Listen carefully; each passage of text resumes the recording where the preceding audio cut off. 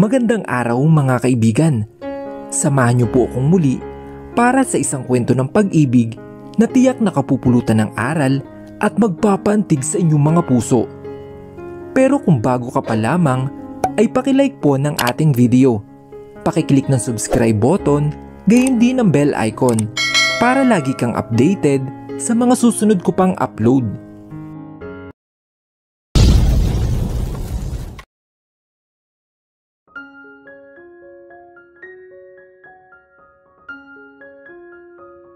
Oh, narito pala kayo. Matapos mabigyan ni Nanay Flor ang customer ng soft drinks, ay lumapit siya sa amin.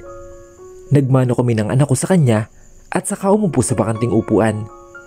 Malaking pinagbago ng karinderya ni Nanay Flora.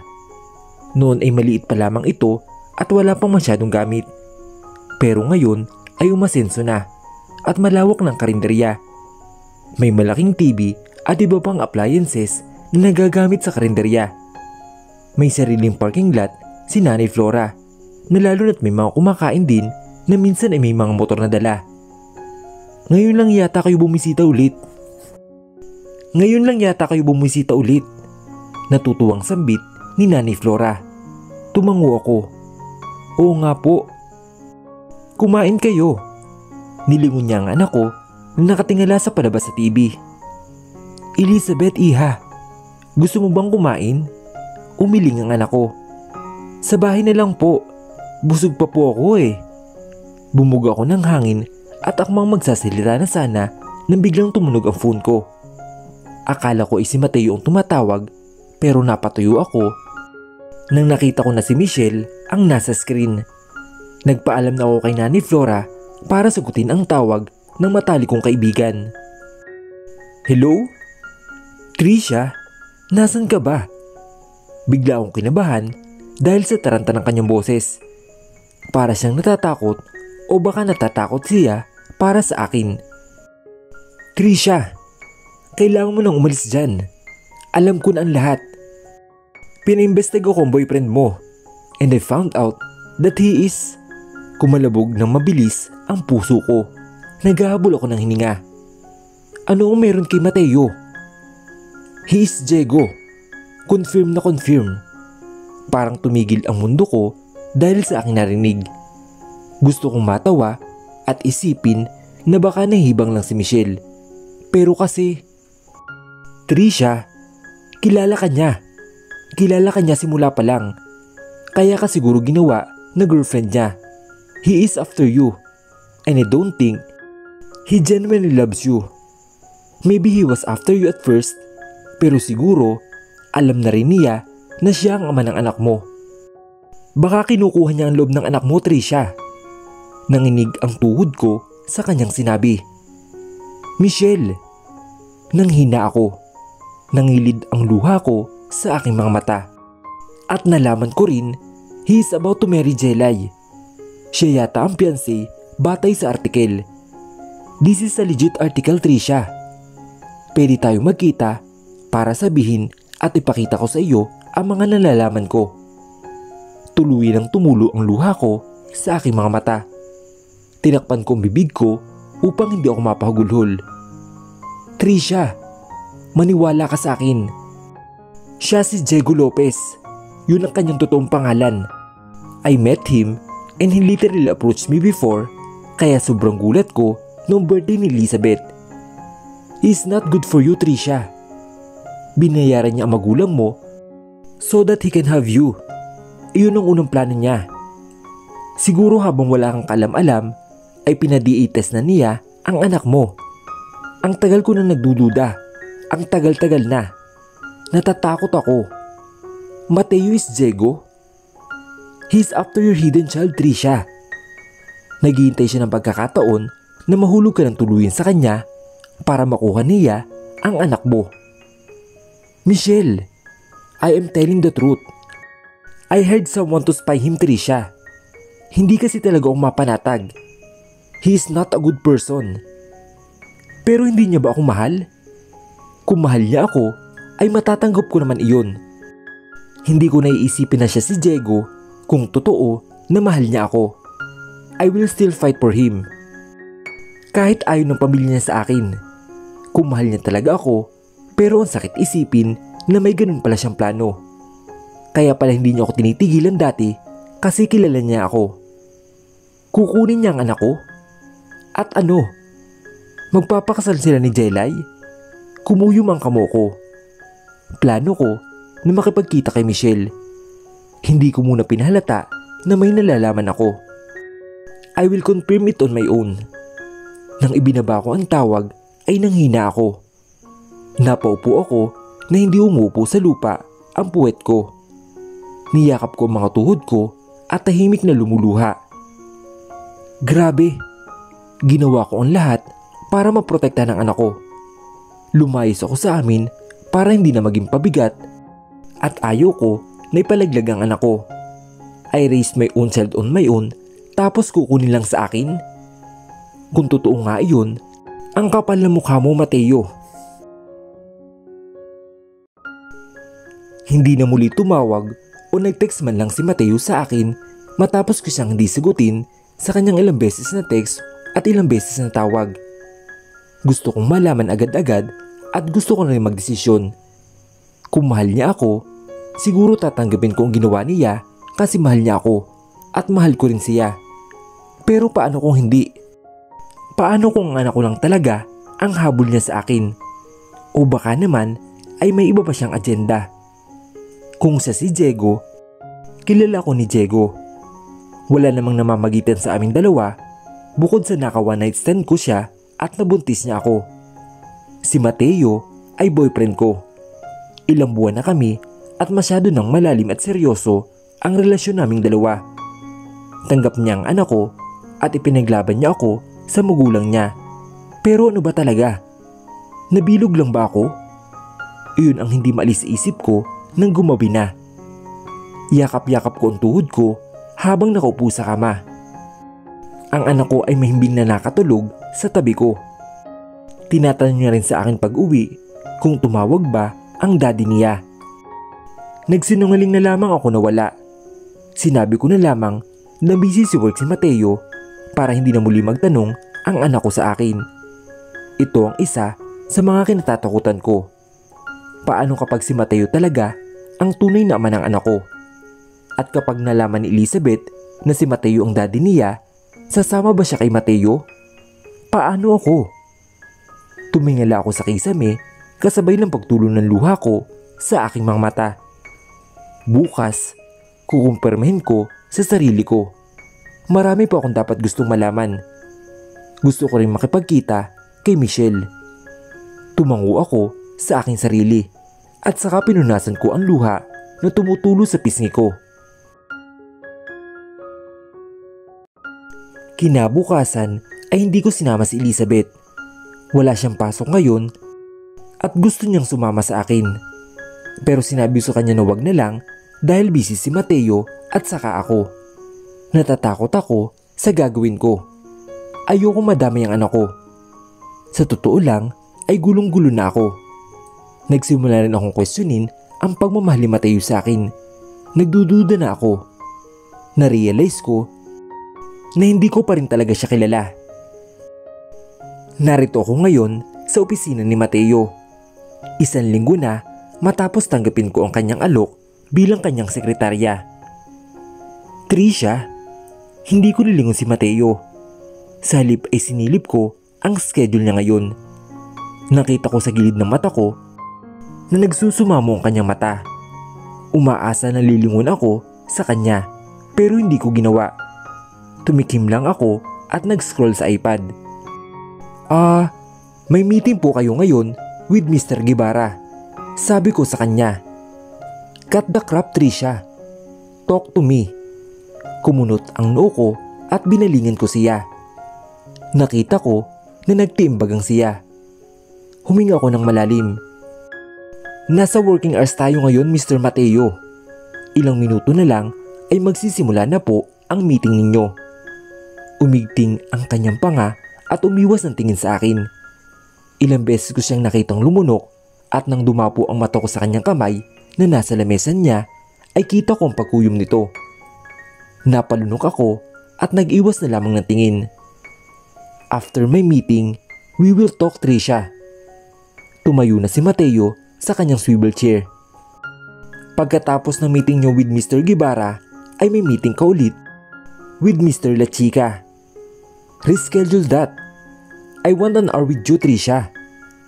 Kumunot ang noo ko at binalingan siya. Bakit, sir? Nandito naman ako lagi. You didn't answer my call yesterday. Hindi rin kayo nagpapaalam na umuwi. Umirap ako sa kanya. You are just paranoid, sir. I am. Ginulo niya ang kanyang buhok. At hindi mo man lang dinala si Elizabeth dito. Kumirot ang puso ko. Sinubukan kong pakalmahin ang sarili ko dahil hindi dapat pausbungin ang inis at galit na nararamdaman ko. Hindi naman palaging narito si Elizabeth, Mateo. Sabi ko sa kanya. Nagtatrabaho ka at nagtatrabaho ako. Hindi naman pwedeng narito na lamang palagi si Elizabeth. At nasa isip ko na rin na baka gusto niya palagi makita si Elizabeth para kunin ang loob nito o hindi kaya para alam niya na hindi ko to nilalayo. Naguguluhan na ako. Trisha, umiwas ako ng tingin. Just go, Mateo. Ayoko na mag-away tayo dahil sa walang kwentang bagay. Napailing na lang ako at inabalan lamang ang sarili ko sa iPad. Ang totoo ay naghintay ako na aalis siya upang makapaghalugog ako ng mga papeles dito. Pero bumalis ang tibok ng puso ko nang humakbang siya pabalik sa akin at niyakap ako sa gilid. Napalunok ako at hindi na halos tumingin sa kanya. I'm sorry. Bulong niya sa akin. Let's talk when I come back, okay? Tumangulang ako at kinagat ko ang pangibabang labi ko. Napapikit ako nang hinalikan niya ko ng ilang beses sa pisngi bago siya umatras at tumalikod na sa akin. Sumikip ang dibdib ko. I want to know. I want to know what's on his mind.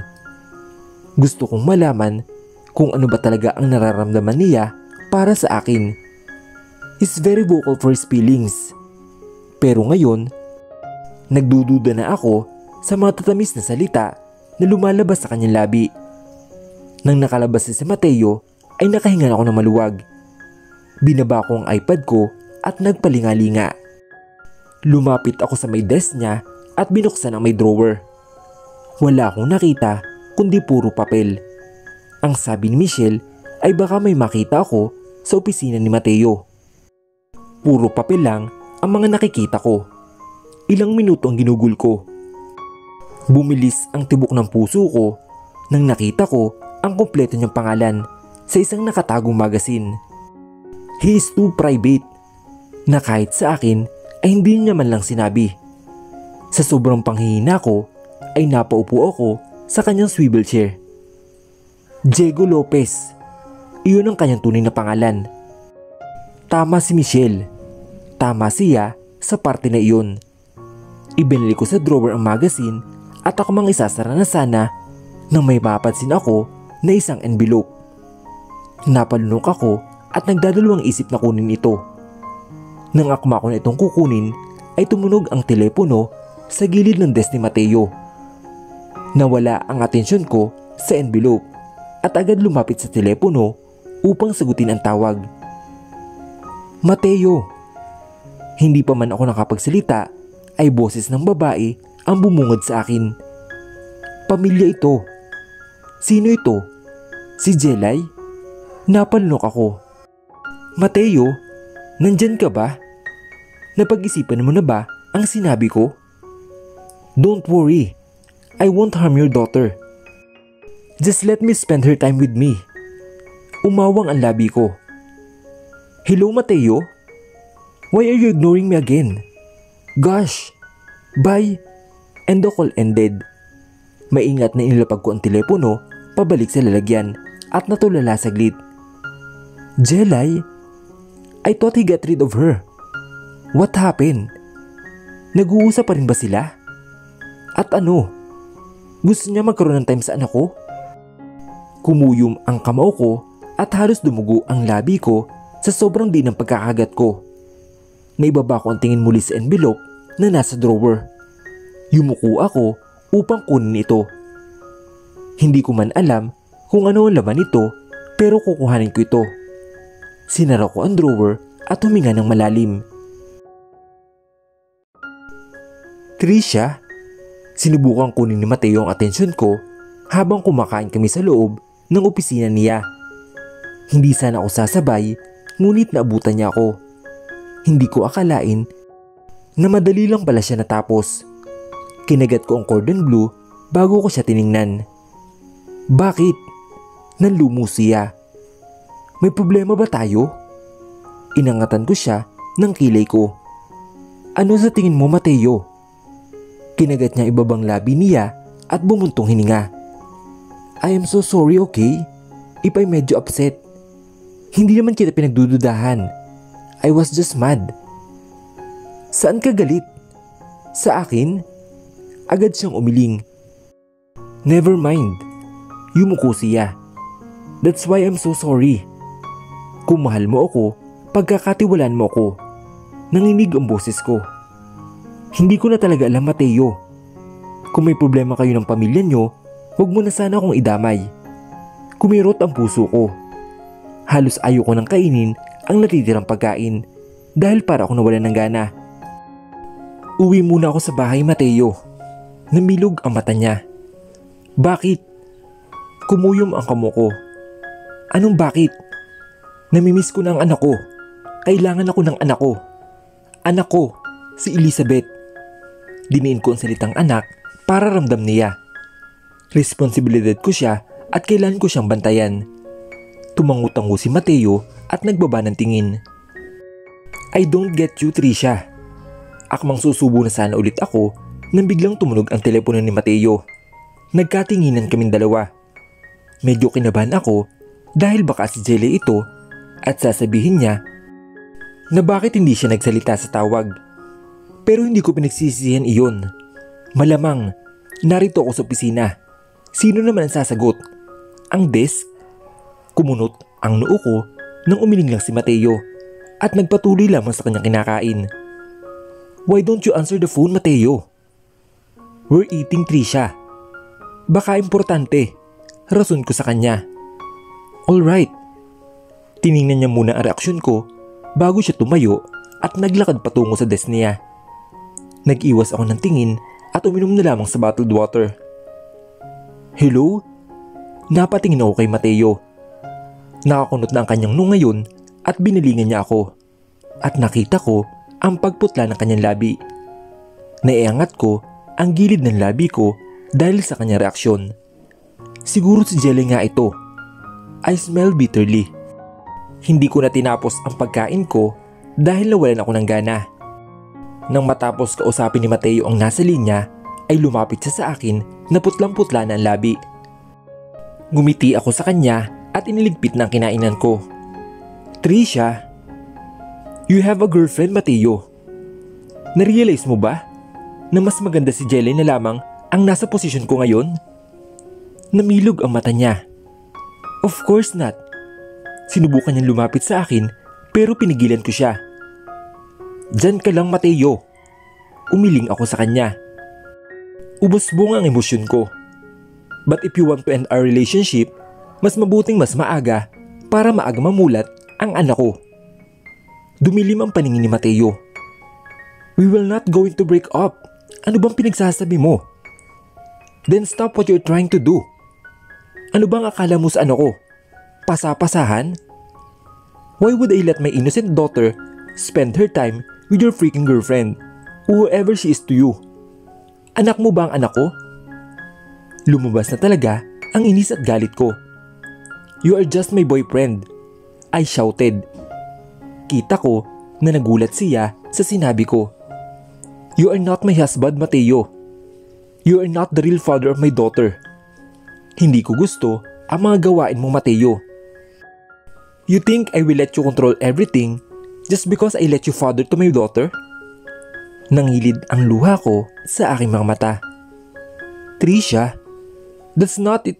Do you really love me? Buong lakas ko na tanong. O baka naman, katawan ko lang talaga ang habol mo sa akin. Trisha, what are you saying? Stop that. You are just angry. Please don't decide while you are angry. Sinubukan niya akong lapitan pero humakbang ako. Hindi ko na talaga alam ang gagawin ko. Kung siya si Diego at ang tingin ko sa kanya ay nakakatakot na. I am angry, Mateo. Kapag ano ko na ang pag-uusapan ay magagalit talaga ako. I don't care if I will get hurt in this fucking relationship. At ang anak ko, she doesn't deserve all the pain. She will remain hidden because she is my precious gem. Hindi ko siya ipapasama kahit kanino, kahit pa sa'yo, Mateo. Trisha, ano bang pinagsasabi mo? Pinunasan ko ang luha ko sa aking mga mata at kinuha ko ng bag ko. Where are you going? Natataranta na tanong ni Mateo. Uuwi na ako. Hindi ko kaya magtrabaho pa ngayon. Sambit ko at naglakad patungo sa may pinto. Trisha? Hindi ko siya pinakinggan at lumabas na sa kanyang opisina. Mas lalo lamang umusbong ang galit ko nang nakita ko si Jelay na papasok sa opisina niya. Nakangiti siya pero napawi nang nakita ako na sasalubong sa kanya. Oh hi! Kumaway siya at ngumiti ng peke. Mateo is in his office, right? Dalo mo ba ang anak mo? Malamig ko siyang tiningnan. Bakit? Ngumiti siya ulit. Gusto ko sana siyang isama sa shopping. You know, bonding. Alam mo kasi, pangarap ko rin kasi magkaroon ng anak. Eh di gumawa ka ng anak. Huwag kang pumapel sa hindi mo anak. Malamig kong sagot sa kanya. Namilog ang mata niya at hindi agad nakapagsalita. Nang akmang tatalikuran ko na sana siya, ay bigla na lamang siyang tumawa kaya napalingon ako sa kanya. Ngumisi siya sa akin at nagtaas ng kilay. Don't be too harsh on me, Trisha. I know something. Balang araw ay mapapalapit din siya sa akin. Kumalabog ang puso ko. That's why I want to meet and get to know with your daughter. Ang sabi ko, gumawa ka. Napawi ang ngisi niya. How dare you? Kung hindi, maaari ka na magpatuloy. Aalis na ako. Inayos ko ang bag ko na may laman ng envelope at dumiretso na sa elevator.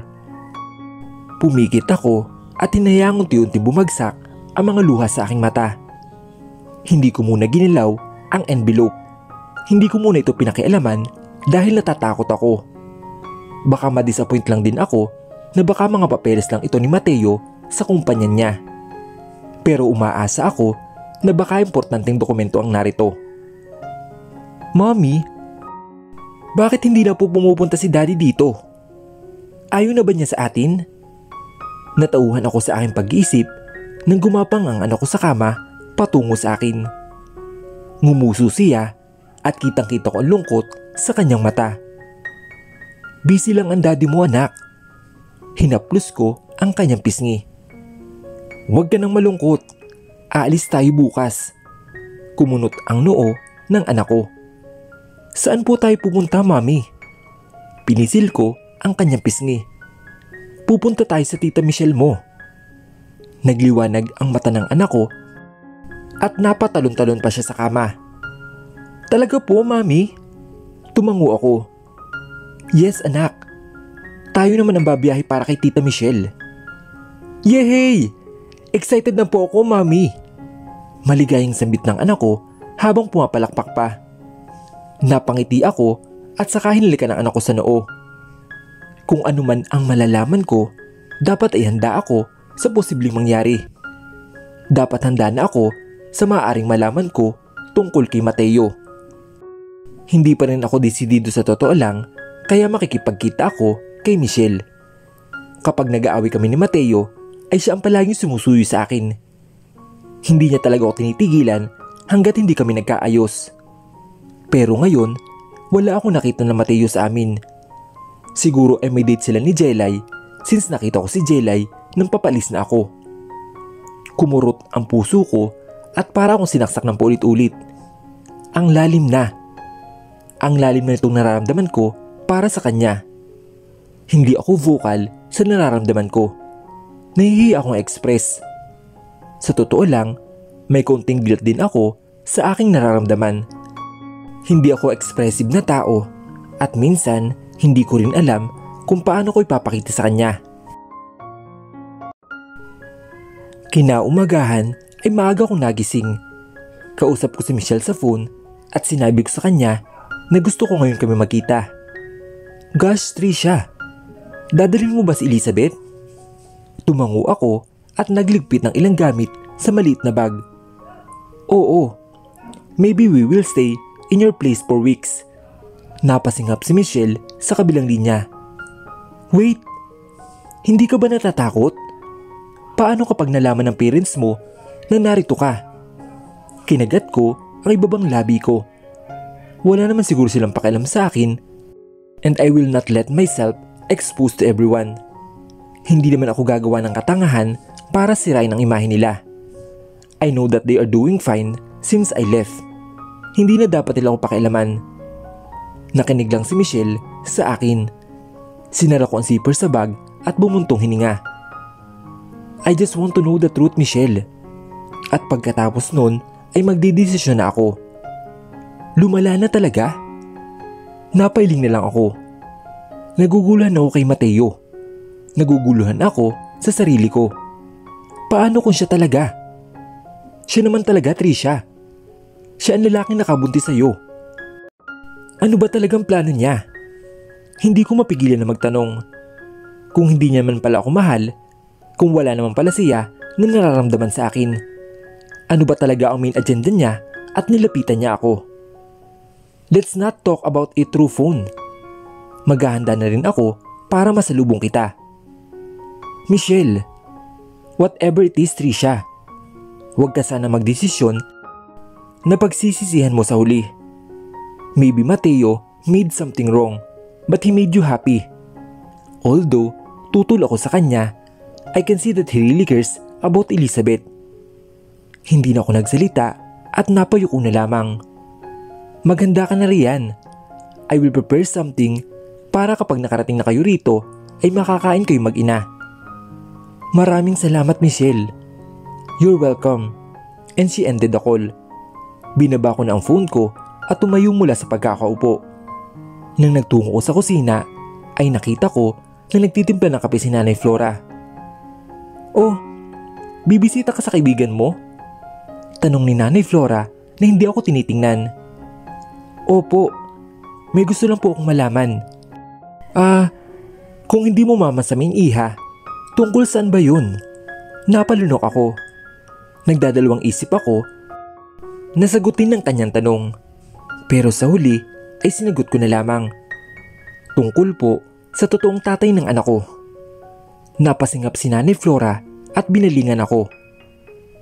Iha, may nangyari ba sa inyo ni Mateo? Nag-away ba kayo? Napailing na lamang ako at nag-iwas ng tingin. Hindi naman po. Eh bakit? Napakurap-kurap si Nanay Flora. Hindi naman siguro hinahanap ng anak mo ang tunay niya na ama. Gusto ko lang malaman, Nanay Flora, nang may magawa akong tama.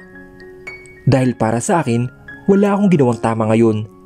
Puro na lang katangahan. Gusto kong malaman ang totoo para hindi kami ng anak ko mamuhay sa kasinungalingan.